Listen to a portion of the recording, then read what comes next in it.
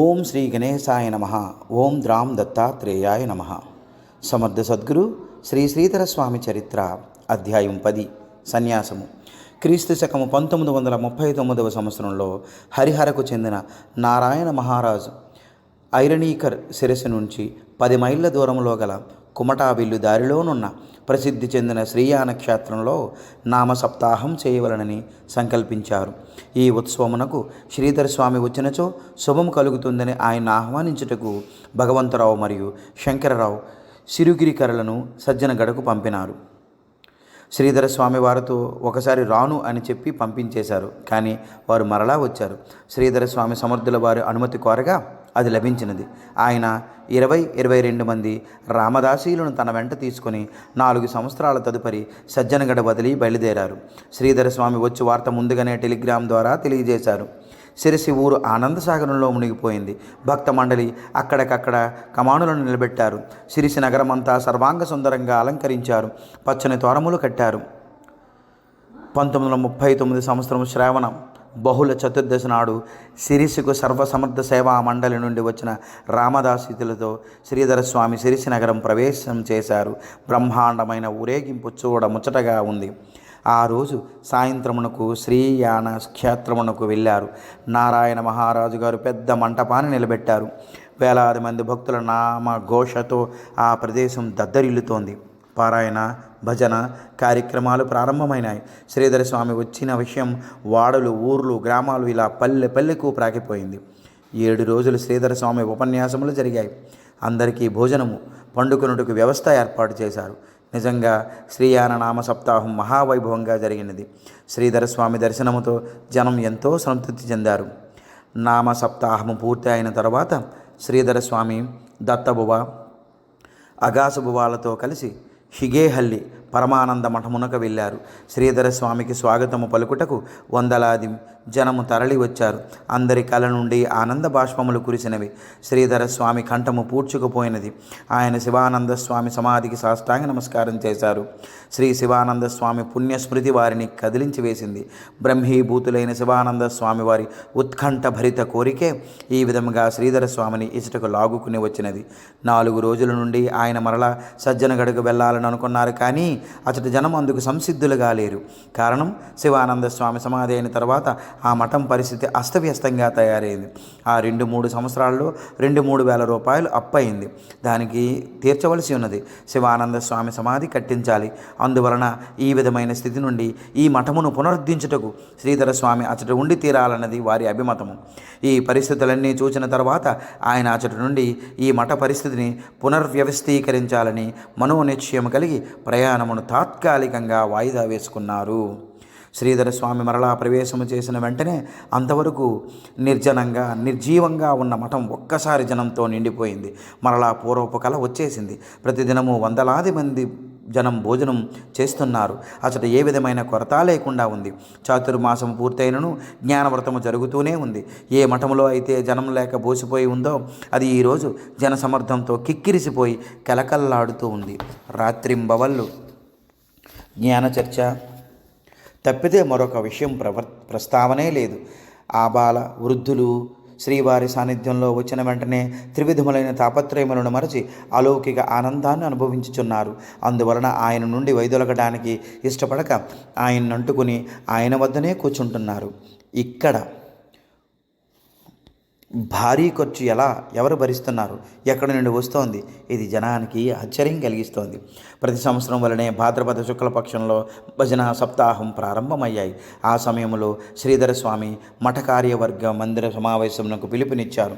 సజ్జనగడ నుండి 5-6 రామదాసీ సాధకులు కూడా వచ్చారు. సప్తాహ సంరంభాలు మొదలయ్యాయి. 1940 సంవత్సరంలో శివానంద స్వామి వారి సమాధి నిర్మాణ కార్యక్రమం మొదలైంది. శ్రీధర స్వామి మార్గదర్శకత్వంలో అందరూ బాధ్యతను తీసుకున్నారు. ఈ సమయంలో ఒకవైపు నిర్మాణ కార్యక్రమం జరుగుతుండగా మరొక వైపు మఠం యొక్క అప్పు కూడా తీరి ఆర్థిక వ్యవస్థ కుదుటపడింది. భక్తులంతా తమ వంతు సేవ చాలా భక్తి శ్రద్ధలతోటి నిష్ఠతోటి చేయసాగారు. శ్రీధర స్వామి మహారాజు తమ గ్రంథలేఖన కార్యక్రమమునకు శ్రీకారం చుట్టారు. స్వాత్మ నిరూపణ అనే 1000 శ్లోకముల గ్రంథము ఆయన కలమ నుండి జాలువారింది. కన్నడ భాషలో స్వాత్మ నిరూపణ గ్రంథాన్ని 700 శ్లోకములతో వ్రాశారు. వివేకోదయ అనే గ్రంథాన్ని మరాఠీలో పదాత్మకంగా వ్రాసి దానిని కన్నడ భాషలోకి తర్జుమా చేశారు. అనేక మంది సాధకులు సర్వసంగ పరిత్యాగము చేసి జ్ఞానామృత పానము చేయుచు మఠంలో ఉండిపోయారు. ఇంత పెద్ద మఠంలో వచ్చిపోయే జనానికి స్థలాభావం ఏర్పడింది. శివానందుల వారి ఆజ్ఞపై తిమ్మయ్య హెడ్గే అనే ఆయన మఠం దగ్గరలో ఒక పెద్ద బంగళా నిర్మించారు. శ్రీధర స్వామి అచటనే ఉంటున్నారు. ప్రతిదినము ఉదయమున ఈశాన్యోపనిషత్, మధ్యాహ్నం ఆత్మపురాణం, రాత్రి వివేక చూడామణులనే గ్రంథముల విషయ ప్రవచనం చేసేవారు. క్రీస్తు శకం 1940 చాతుర్మాస దీక్ష నిజంగా భాగ్యోదయ కాలమే అయినది. క్రీస్తు శకము 1940 చాతుర్మాస దీక్ష నిజంగా భాగ్యోదయ కాలమే అయినది. ఈ విధంగా త్రికాలములలో జ్ఞానయజ్ఞం జరుగుతూ ఉంది. శ్రీధర స్వామి మహారాజు తమ పూర్వ నిబంధనలన్నింటినీ చించి పారవేయటం వలన 4 దిక్కుల నుండి జ్ఞానగంగ పొంగి ప్రవహించి ఆ ప్రాంతపు ప్రజల హృదయాలలో నిండింది. సాయంత్ర సమయాలలో భక్తజనులందరూ బంగళాలో శ్రీధర స్వామి మహారాజును కలిసి ఆయన సాన్నిధ్యంలో పద్య కీర్తన ఆలాపనలతో తన్మయత్నం చెంది దేహస్మరణ లేకుండా ఉండేవారు. అనేక మంది మహారాజుపై పద, ఆరతి పాటలను రాశారు. సావిత్రి, భాగవత, కరికి గంగాబాయి, రాధాబాయి మొదలగు స్త్రీలు రచించిన కీర్తనలు భక్తిరసంతో నిండి ఉన్నాయి. అవి కన్నడ, మరాఠీ, సంస్కృత భాషలో ఉన్నాయి. శ్రీధర స్వామి కీర్తి చుట్టుపక్కల అన్ని ఊళ్లకు విస్తరించింది. ఆయన పాదధూళి వారి వారి ఇండ్లను పావనము చేయాలనే సంకల్పంతో అందరూ పాదపూజకు వారి వారి గృహములకు ఆహ్వానించసాగారు. వారు శ్రీ స్వామి మహారాజును అత్యంత వైభవంగా ఊరేగింపుతో తమ తమ ఊళ్లకు తీసుకువెళ్ళసాగారు. ఇప్పుడు శ్రీధర స్వామి భగవాన్ శ్రీధరులుగా మారి తమ అవతార కార్యక్రమమును ప్రారంభించారు. భక్తికి వసలై భక్త పరాధీనులుగా తమ తమ భక్తుల కోరికలు తీర్చుటకు గాను ఆయన ఉండేవారు. దినదిన ప్రవర్ధమానంగా భక్తుల సంఖ్య పెరుగుతూ ఉంది. వారికి ఒక పురాణ ఇతిహాసములపై ఉపన్యాసములు చెబుతూనే ఉన్నారు. వారి కొరకు భక్త మండలనియు ఆయనపై భక్తితో పిచ్చివారైపోయారు. ఈ నేపథ్యంలో శ్రీధర స్వామి మహారాజుకి విశ్రాంతి కరువైపోయింది. క్రీస్తు శకం 1941 శ్రీరామనవమి ఉత్సవములు 9 రోజుల అఖండనామ సప్తాహం రసవత్తంగా జరిగింది. భగవాన్ శ్రీధర స్వామి సీగేహల్లి బంగళాలోనే ఉన్నారు. ఆయన రచనా వ్యాసంగం చాలా జోరుగా సాగింది. ఆ బంగళాలో మహారాజు వద్ద దత్తబొవ్వ మాత్రమే ఉన్నారు. ఆ రోజు రాత్రి 3:30 గంటలకే లేచి మహారాజు ఒక్కరే బయలుదేరి వెళ్లారు. దత్తబొవ్వ అక్కడే ఉన్నారు, కానీ 5 నిమిషాల వరకు ఆయన లేవలేకపోయారు. కాళ్ళు చేతులు ఆడలేదు. తర్వాత లేచి కాగడా తీసుకుని మహారాజు ఎటు వెళ్ళి ఉంటారని వెతకడం ప్రారంభించారు. జాడ తెలియలేదు, ఎక్కడా దొరకలేదు. అందరూ విచారంలో మునిగిపోయారు. మధ్యాహ్నమైంది. దత్తబొవ్వ షిరిసీకి వెళ్ళి హెడ్గే అనే భక్తునితో ఈ విషయం చెప్పారు. వారిద్దరూ రాత్రి 11 గంటలకు ఒక మోటార్ కారులో హుబ్లీ దారిలో భగవాన్ని వెతుక్కుంటూ బయలుదేరారు. దారిలో ఉన్న ధర్మశాలలు, గుడులు ఒకటేమిటి అన్ని ప్రదేశములలో ఆయన గురించి వెతకడం మొదలుపెట్టారు. వారి ప్రేమ భక్తికి మెచ్చి శ్రీధర స్వామి ఏకంబ అనే ఊరిలో వారికి దర్శనమిచ్చారు. అది సిరిసి నుండి 19-20 మైళ్ళ దూరంలో ఉంది. పైన ఒక చిన్న అంగవస్త్రం ధరించి ఒక చెక్కపై తెల్లని బట్ట కప్పుకొని పడుకుని ఉన్నారు.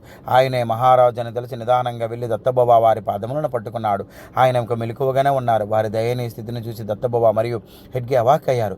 ఆ పై మఠంలోని జనుల స్థితిని మరియు వారి దుఃఖాన్ని వివరంగా చెప్పారు. శ్రీధర మహారాజు తిరిగి మఠ ప్రవేశం చేయడం కొరకు అన్నము ముట్టనని అందరూ తీర్మానించుకుని ఉపవాసం ఉన్నారు. భక్తుని గెలిపే భగవంతుని ఆనందం. శ్రీధర భగవాన్ ఇంతమంది భక్తుల విన్నపములు, ప్రార్థనలు మన్నించి తిరిగి సీగేహల్లికి చేరుకున్నారు. తెల్లవారుజామున 4:30 గంటలైంది వారు సీగేహల్లికి చేరినప్పటికీ. భక్త మండలి అంతా స్వామికి విశ్రాంతినివ్వాలని నిర్ణయించారు. స్వామివారి శారీరక పరిస్థితి మెరుగుపడింది. ఊనక్కకి చెందిన తిమ్మన్ల దీక్షిత్ మంచి దత్తోపాసకులు. వారింటి యందు పూర్వకాలం నుండి అగ్నిహోత్రం ఉండేది. ఆయన అగ్నిని తీసుకుని గానుగాపురం రావడానికి దత్తుని ఆజ్ఞ అయింది. ఆయన సీగేహల్లి వచ్చి శ్రీధర మహారాజును కలుసుకున్నారు. ఈ విషయం దత్తుని వలన శ్రీధర స్వామికి తెలిసి దీక్షిత్ గారు మరలా ఆయనకు ఈ విషయాన్ని విన్నవించారు. దానికి శ్రీధర స్వామి మహారాజు ఇలా అన్నారు: మీరు ఇక్కడే ఉండి అగ్నిహోత్రం పెట్టుకుని ఉపాసన చేయండి. దత్తాత్రేయ స్వామి సర్వవ్యాపకులు, అనవసరంగా అక్కడికి వెళ్ళ కష్టపడవద్దు. దీక్షితులు: దత్తుని ఆజ్ఞను ఉల్లంఘించడం ఎలా? శ్రీధర స్వామి: అలాగైతే నేను దత్తుడిని కాదా? దత్తుడే అలా చెప్పమని నన్ను ఆదేశించారు. దీక్షితుల వారికి కేవలం వినోదం కొరకు స్వామి అలా చెప్పి ఊరటించారనిపించింది. దీక్షితుల వారు తమ ఇంటి నుండి 2-3 పర్లాంగుల దూరంలో ఉన్న చిన్న ఆశ్రమం నిర్మించుకుని ఉపాసన ప్రారంభించారు. అక్కడ ఆ ఉపాసనలోనే చాలా సమయం గడుపుతున్నారు. ఇక 2 రోజులలో బయలుదేరడానికి గాను అన్ని ఏర్పాట్లు చేసుకుంటున్నారు. సాయంకాలం స్నాన సంధ్యాదులు ముగించుకొని కూర్చున్నారు. శ్రీధరుడే దత్తుడిగా దర్శనమివ్వడం. త్రివిక్రమ భారతికి శ్రీ నృసింహ సరస్వతి స్వామి తన విశ్వరూపం దర్శింపజేసిన విషయం గురుభక్తులందరికీ తెలిసే ఉంటుంది. దత్తావతారంలో భక్తులకు, దీక్షాపరులకు, సాధకులకు వారి నమ్మకమును, విశ్వాసమును బలపరిచి వారిని మరింత జ్ఞానులుగా చేయుటకు దత్తావతార పురుషులు తమ నిజస్వరూపమును వారికి దర్శింపజేస్తారు. ఆ ప్రక్రియ కృష్ణావతారంలో తన నోట సకల భువనాలను యశోదకు చూపించిన దగ్గర నుండి కురుక్షేత్ర యుద్ధ సమయంలో అర్జునుకు విశ్వరూప దర్శనమిచ్చి ఘటనల వరకు కొనసాగుతుంది.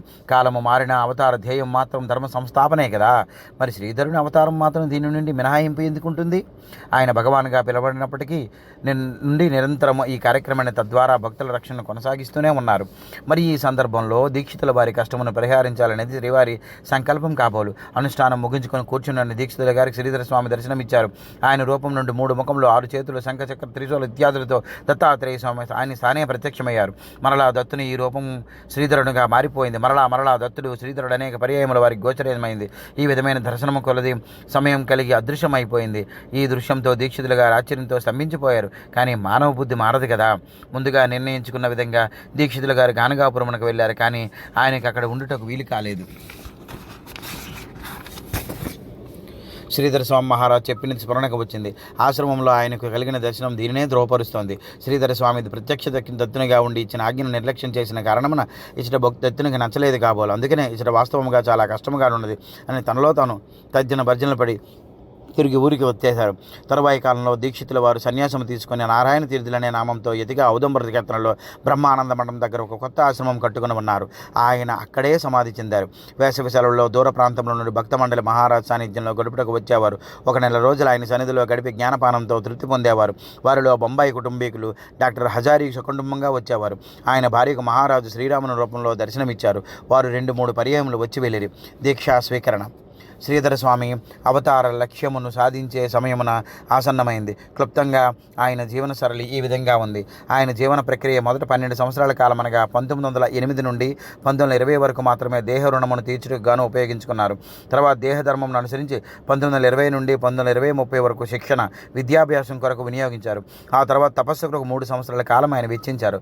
ఆ తర్వాత లోక సంచారం చేసి 12 సంవత్సరాలు అనగా 1930 నుండి 1942 వరకు సద్ధర్మ బీజములను నాటారు. ఇక తమ వంశ ఉద్ధారణ కొరకు మరియు ఇతరులకు దీక్షనిచ్చే అధికారం కొరకు ఆయన సన్యాసం తీసుకునవలసిన అవసరము కలిగినది. చతుర్దాశ్రమ ప్రక్రియలో చివరిదైన సన్యాసమును శ్రీధర మహారాజు తీసుకునే సమయం వచ్చింది.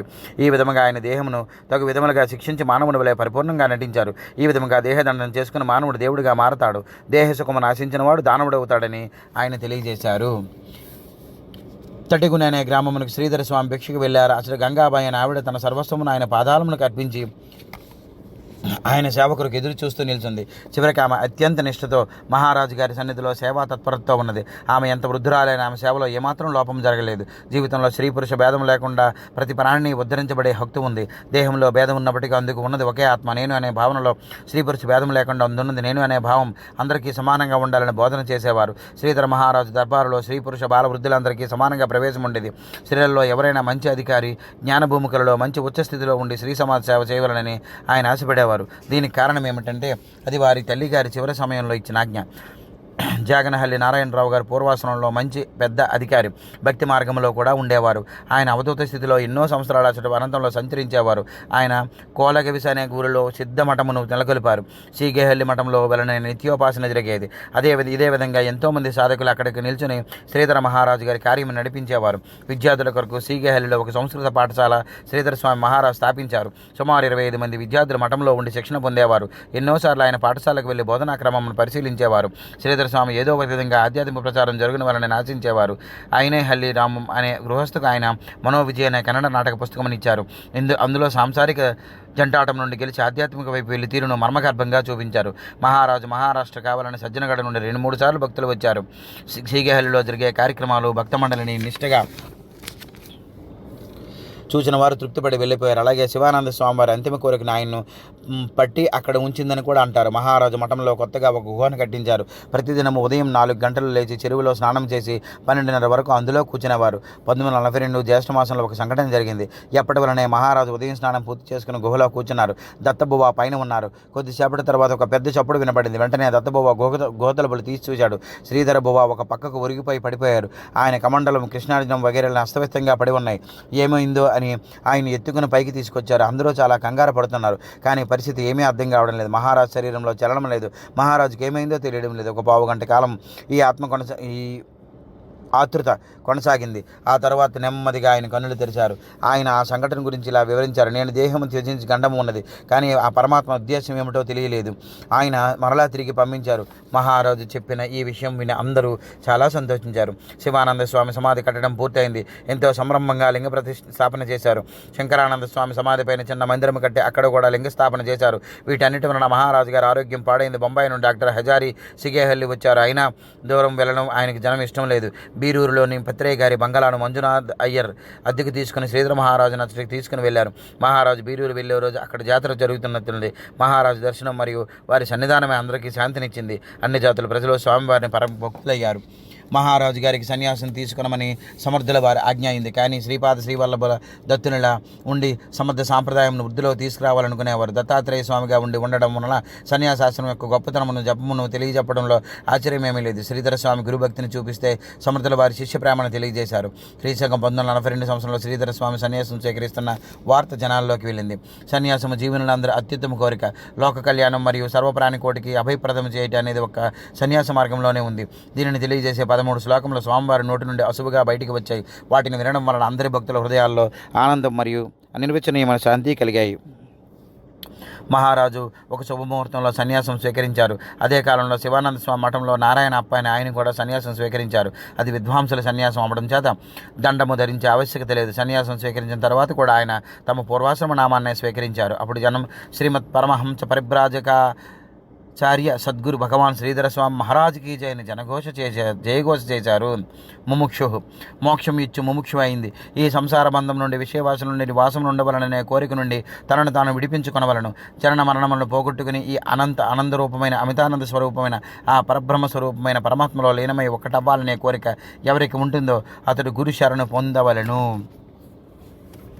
జై గురుదేవదత్త.